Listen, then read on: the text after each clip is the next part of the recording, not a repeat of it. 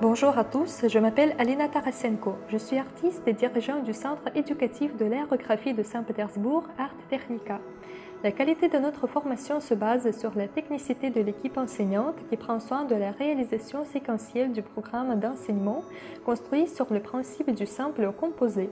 Et même si les travaux de nos élèves se présentent formidables vers la fin de l'enseignement, tout commence par les exercices simples, élémentaires, dont l'exécution méthodique et consciencieuse permettra de contrôler l'instrument et ne pas se caler sur lui, ce qui se passe le plus souvent.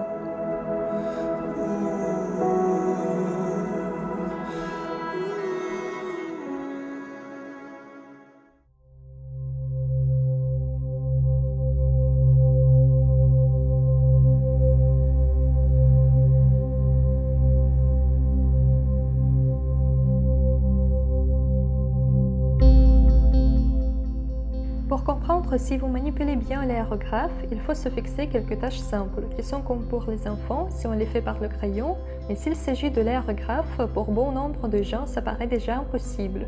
Il nous faut seulement de faire deux lignes parallèles de 5 cm, horizontalement, verticalement, quelques courbes et après la contourner encore une fois. Et par exemple écrire son nom. Si vous avez de grandes difficultés avec la réalisation de ces tâches par l'aérographe, si vos mains tremblent, si vous retenez votre haleine, ça veut dire que l'heure est venue de penser bien de l'amélioration de votre technique. Et pour cela, je vous montrerai notre exercice de base par lequel tout notre processus éducatif commence. Mais avant la démonstration de l'exercice, il est nécessaire de dire quelques moments importants. Premièrement, nous ne travaillons qu'avec les aérographes de l'action double autonome. Deuxièmement, comment nous tenons l'aérographe. Le pouce est parallèle à l'axe de l'instrument. Faites attention qu'il ne sera pas parallèle à l'axe de la manche à air. L'index sur le basculeur forme une pyramide qui, pendant le travail, arque nécessairement vers l'intérieur. Évitez jamais que l'index arque vers l'extérieur, car il faut que le doigt glisse avec le basculeur et ne le tire pas. Une telle position du doigt sur le basculeur est logique du point de vue de l'anatomie de la phalange finale et la concentration des récepteurs sensoriels de la pulpe digitale. Les avantages importants sont le contrôle exact de la distribution du matériau et la possibilité de développer la plus grande vitesse du travail avec l'instrument. Pour travailler avec l'aérographe de l'action double autonome, il faut élaborer l'habitude. D'abord donner passage à l'air par la pression du basculateur dessous et seulement après cela donner passage au colleur par l'écartement du basculateur vers soi. En le retournant à la position initiale, finir la distribution du colleur et en relâchant le basculateur, finir la distribution de l'air. Donnons passage à l'air, écartons doucement le basculateur vers soi en augmentant peu à peu la distribution du colleur, fixons un peu la position du basculateur en tenant la grosseur de la ligne et diminuons au ralenti la distribution du colleur en terminant la ligne. Et fini, arrêtons le flux de l'air. Et encore une fois, donnons passage à l'air, écartons le basculateur, le fixons, le retournons et arrêtons le flux de l'air. Si vous n'élaborez pas cette habitude, des bavures pareilles apparaîtront au début des lignes. Avez-vous fait attention à la vitesse? Un grand nombre de gens reçoivent des électrocardiogrammes sur une vitesse si petite. En général, cela se passe parce qu'ils ne sont pas habitués de travailler par les mains dans le vide, sans un point d'appui concret, ou les muscles stabilisants, qui ne sont pas préparés pour un tel travail, sont stressés. Cet inconfort finira après la pratique. Les muscles s'habitueront, la main finira de trembler et les lignes seront chaque fois plus lisses. Pour cette raison, forcez vous-même de travailler à la petite vitesse, d'autant plus si vos lignes sont très tremblées.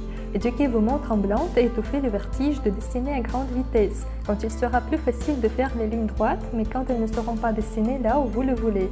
Et rappelez-vous qu'il vous faut contourner une courbe. Ce sera plutôt un hasard heureux si vous arrivez à l'atteindre exactement à grande vitesse, alors que nous avons besoin du contrôle total et stable en gérant l'aérographe. Vous pouvez commencer à vous accélérer seulement quand vous apprenez à contrôler l'instrument.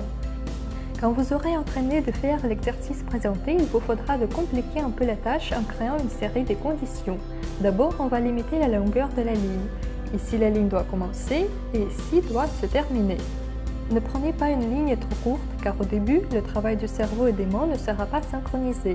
Le cerveau n'aura pas simplement de temps pour percevoir et dicter les actions aux mains. Les lignes trop longues ne nous conviennent pas non plus parce que tous les débutants, généralement, tiennent leur haleine pendant la peinture de la ligne. On va limiter environ 10 cm, comme ça la tête aura la chance d'analyser et vous ne vous asphyxierez pas. Ensuite, on divise cette distance aux 3 parties égales. Dans la première partie, on intensifie progressivement l'épaisseur de la ligne, dans la deuxième partie, on la soutient, dans la troisième partie, on la termine souplement. Comment ça se passe en pratique? J'augmente soigneusement l'épaisseur de la ligne, je la soutiens et je la termine au supplément. Et ensuite, vous dessinez ligne par ligne. Beaucoup de lignes, jusqu'au moment où vous dessinerez les lignes horizontales droites. Ensuite, dessinez les lignes verticales et diagonales et les courbes. Mais le plus important, n'oubliez pas de travailler très lentement. Initialement, vos lignes peuvent être loin du parfait, mais je vous assure, vous verrez le résultat avec pratique. Votre objectif principal est d'apprendre à gérer vos mains à travers de cet exercice et de sentir l'influence des balancements les plus petits du basculateur à l'épaisseur de la ligne. Dans la description de cette vidéo, vous trouverez le lien où vous pourriez télécharger des échantillons pour l'exécution de cet exercice. Les échantillons se varient selon la difficulté. Dans le premier, il vous faut dessiner des lignes limitées seulement en longueur et épaisseur. Dans le deuxième, la tâche est plus compliquée. Les lignes alternent et se distinguent en épaisseur et il vous faudra de suivre cette différence. Vous trouverez aussi les échantillons pour les lignes verticales et diagonales. En fin de cette vidéo, je vous souhaite bonne chance et de la patience, et celle-là vous sera beaucoup plus utile car pas tout le monde arrive à prendre en main cette ligne à bref délai. Habituellement, nous accédons nos élèves à l'exercice suivant au premier, deuxième, troisième jour de la pratique, et il y a ceux qui font cette ligne pendant des semaines.